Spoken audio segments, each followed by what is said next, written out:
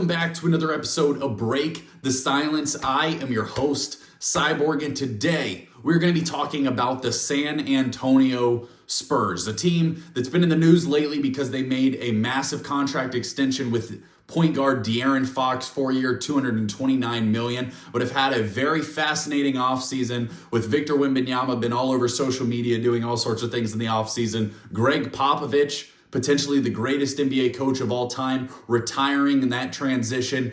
And, they've made a lot of roster moves, adding Luke Kornet, 2 pretty high draft picks in Dylan Harper and Carter Bryant. So there's so much to discuss with this team, and it's a team that I am very, very excited about in this next upcoming season. Potentially the team I'm most excited to watch their progression and see what they're capable of doing. But let's talk about it a little bit. But before we do, make sure you take a second to subscribe to the channel. We are quickly approaching 1,300 subscribers. And that's just the start. We're going to keep growing. We're going to keep grinding. We're going to be talking about any NBA breaking news that comes out, but also breaking down NBA games as soon as they happen. We get reactions out, talking about the whole league and things that's happening around the league. And it's a lot of fun. We interact a lot. So make sure you take a second to subscribe to the channel. But let's get into it a little bit here. The San Antonio Spurs this year are a team that is hoping to take a significant leap from where they've been the last 2 years. Missing out on the playoffs and play-in a little bit, just narrowly last year when Victor Wembanyama went down for an injury, but they did make a significant, blood clot, I guess I should say, not really an injury. But that they said that's cleared up. That's something we don't have to worry about. But they made a significant trade for point guard De'Aaron Fox, which we've been asking for years, for the Spurs to get a guard who can come in and just make an entry pass to Victor Wembanyama. They did sign Chris Paul last offseason, who was an older player. He's no longer on the roster. But now they have De'Aaron Fox, Stephon Castle, who's a young point guard, and they drafted Dylan Harper 2nd overall, a guy who's highly touted. Stephon Castle did win Rookie of the Year last year, so they have back-to-back Rookie of the Years, and Dylan Harper could potentially make it 3, which would be really an incredible feat. Talking about setting yourself up for future success. We'll get into that guard situation here in a minute. But what I want to start with is let's talk about the Fox contract, and then let's get into Wemby a little bit. So it's 4-year, $229 million contract. Last year he played 17 games with the Spurs, averaging 20 points, 7 assists, 4 rebounds, and 1.5 steals. This upcoming season, he's still on his old contract to have a $37 million cap hit. Going into next year, that does increase to $49.6 million. When I'm looking at his contract here, some people thought that this number was high. And, to a degree, all these new contracts seem high at times. But when you look at some of the guys he's still making less than, your Jamal Murray's, your Jaylen Brown's, your Michael Porter Jr., there's plenty of NBA players that De'Aaron Fox is not paid more than. And it's a contract that he's still at that age where a couple years from now, if you wanted to transition into playing those young guys, if Dylan Harper and Stephon Castle are just too good to not have one coming off the bench, you could move this contract. So I have no concerns when it comes to the long-term, ramifications of this De'Aaron Fox contract, especially because you haven't started paying Wemby yet. You haven't started paying, like I said, some of these young rookies and second-year players that they've signed. It's also the last year you have Harrison Barnes on contract, and he's making him $18 million this upcoming season. That's a contract that if you wanted to get off of and you wanted to make a significant trade, you do have lots of flexibility. But De'Aaron Fox is what I would consider to be a great fit next to Victor Wembanyama. De'Aaron Fox is a very clutch player. He won the Clutch Player of the Year award a few years ago and has been dying to be in a situation where he can really compete at a high level. And I think that this is the year that he could potentially, achieve some of those goals and dreams of playing in big playoff games, playing in the second round of the playoffs, and really seeing what he's capable of next to a guy in Victor Wembanyama that we think has the potential to, really the sky's the limit. Guy could be a top 10, top 5 player of all time if he's able to, continue to develop, progress, and, stay healthy for a guy that size is often tough. So this year, Victor Wembanyama is going into his 3rd season. And That seems pretty early on in your career, but when you start to think about the fact that Luka Doncic made made the Western Conference Finals in his third NBA season, LeBron James made the NBA Finals in his fourth season, Anthony Edwards, they made significant moves for Rudy Gobert and changing that roster up. They obviously traded Karl Anthony Towns last offseason and made the Western Conference Finals back-to-back years, and I believe third and fourth seasons, or I think it's third or fourth seasons for Anthony Edwards. But you're talking about the NBA is a league where these guys start to progress and they make jumps really, really fast. So when you're talking about projecting what Victor Wembanyama could accomplish this next NBA season, if he's able to play that minimum number of games to qualify for awards, he will win Defensive Player of the Year. Last season, I believe he averaged was a 3.8 blocks per game, which is just outrageous. Nothing. One of the greatest rim protectors we've ever seen. He's so fluid in his movement. I don't really need to break down all the things that Wemby's able to do on the court, but he averaged 24 points, 11 rebounds, 4 assists, 3.8 blocks last season, and was well on his way to easily winning Defensive Player of the Year. So when you're projecting, that was a better year too than some of those other guys that I mentioned in, your Anthony Edwards type. You're talking about a guy who, coming into this next season, do we expect him to easily be in the top 10 NBA player conversation? Could he break into that fringe top 5, especially with guys like Jason Tatum hurt, Steph Curry, LeBron, Kevin Durant getting older? I think Wemby's right there in the conversation for, a guy who I expect to be the top 7, 8 players in the NBA after next season and potentially even higher. So one of the big significant pieces for the Spurs is going to be the coaching change. You're obviously a legend is retiring in Gregg Popovich, who, like I mentioned earlier, potentially arguably the greatest NBA coach of all time. We saw what he accomplished with this Spurs team for so long. With Tim Duncan, I think they won 5 titles. They had David Robinson, Tim Duncan, Tony Parker, Manu Ginobili, Kawhi Leonard. But the last few years, we've really transitioned into a different part of Pop's career. He had a stroke last November. He wanted to take a step into the front office, which I totally understand. Maybe take a little bit of that like day-to-day stress off of him and allow him to,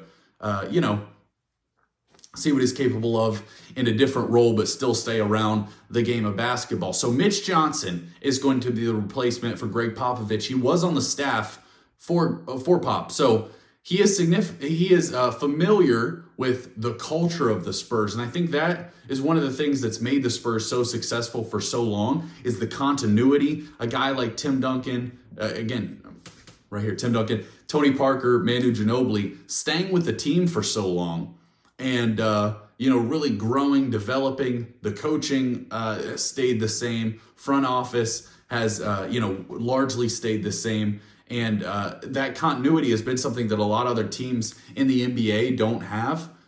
You see a team like the Lakers is changing coach so many times. The Suns, they fired like 4 coaches in the last 4 seasons. So that's where the Spurs, I think, have a leg up as an organization. But we are going to have to learn a lot about Mitch Johnson, and is he ready to help this team make the leap? My guess would be is this team is a second round kind of contender, but if things go your way, you end up in the third round of the Western Conference Finals. Obviously if you don't stay healthy, then who knows what happens there. But when you're looking at the top of the Western Conference, obviously the Oklahoma City Thunder are going to be right there.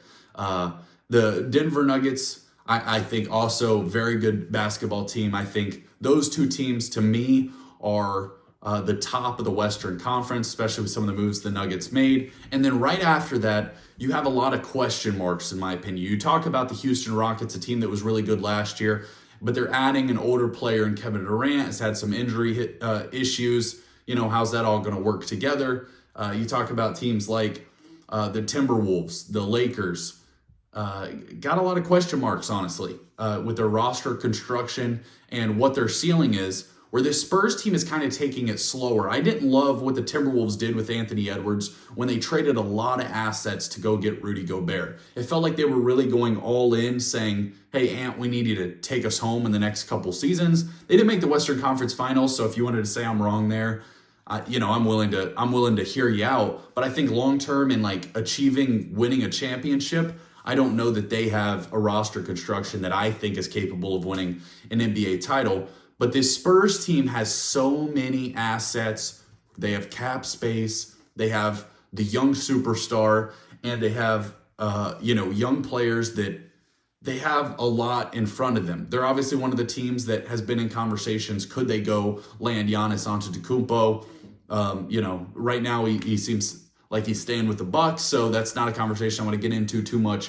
But the three guards, you have Stephon Castle, who won Rookie of the Year last year, De'Aaron Fox, who's an all-star level guard, and you have Dylan Harper, who was the consensus number 2 pick in this last NBA draft, a player that's very talented and running an offense and looks like he's in control, a good scorer, not quite an elite shooter yet, but I'm very fascinated to see what the Spurs' plan is with those 3 players. If they plan on, obviously I think De'Aaron Fox with his contract is going to start, but will they start with Castle at the 2? Will they have, Dylan Harper come in as the backup point guard? That'll be an interesting conversation to have. But they added a guy in Luke Kornet, who I'm actually a Celtics fan primarily, but I'm a big Luke Kornet fan. He added a ton of value to the Boston Celtics, a guy who can defend, is in the right place at the right time, knows his role.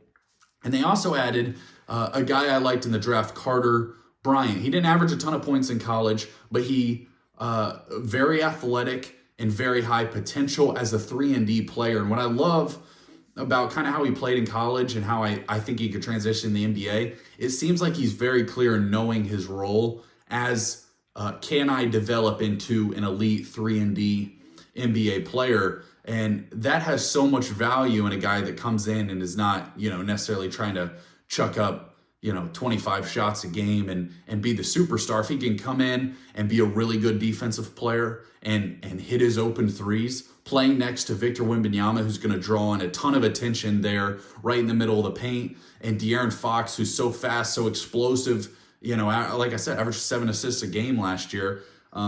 You're talking about a team that really has almost everything you'd want. Now, I do think you're lacking a little bit in the forward position. And when I'm looking at kind of their projected roster for this upcoming season, your forwards are Devin Vassell, Carter Bryant, like I mentioned, Keldon Johnson, who I'm not 1,000,000% sure what happened to him because he was a guy that I liked a couple years ago. Harrison Barnes, good NBA player on the last year of his contract.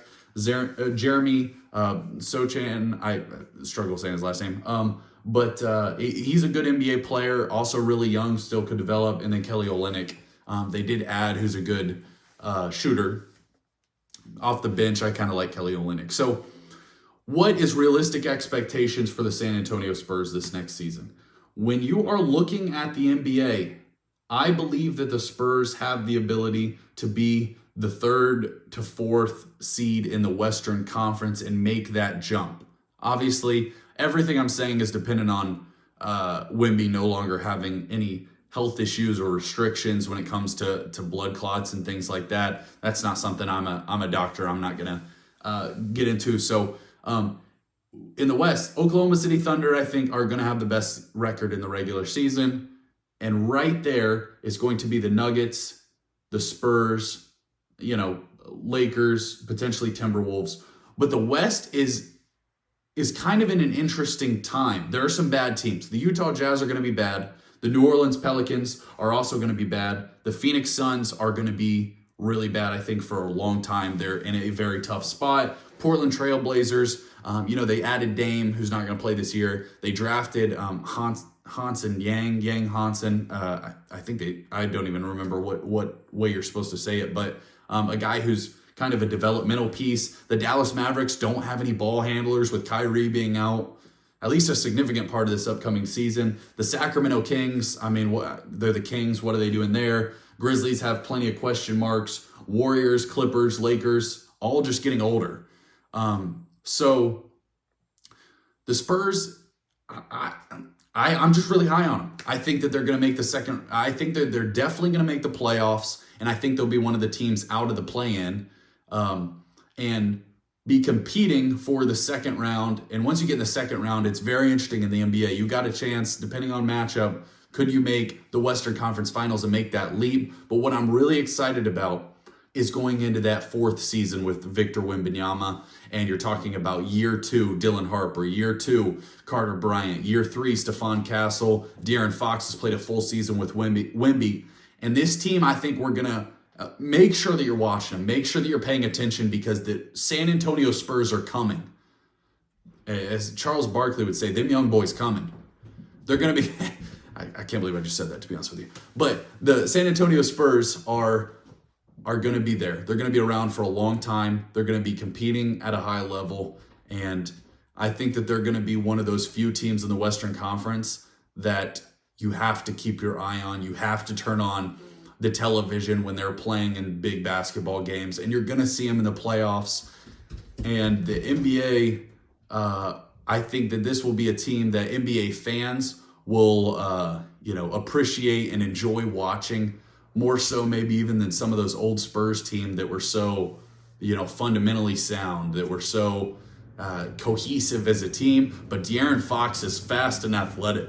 Wemby is one of the biggest freak of natures we've ever seen. Stephon Castle and Dylan Harper obviously are awesome players. Harrison Barnes is even fun to watch sometimes. So this team I'm excited for. So coming into this next season, we're going to watch a lot of Spurs games and we're going to break down a lot of Spurs games. But I think that they've positioned themselves in an excellent spot to where they still have flexibility for the future, but they really have a chance to do something special this upcoming season and being maybe the 3rd, 4th, 5th best team in the Western Conference. Again, all assuming health of Victor Wembanyama. That's all we got for you as far as today's video, but we will do more in-depth breakdowns of this team, of this roster, as we get closer to the season and as we get into some of these games being played and we get to see how they all mesh together, because Fox and Wemby, that's an exciting pairing and something that I'm looking forward to watching often and early. And I don't really ever know what that saying means, but it just felt appropriate for this moment. But that's all we got for you today. Make sure you subscribe to the channel. We're growing fast. We're talking hoops. Cyborg out.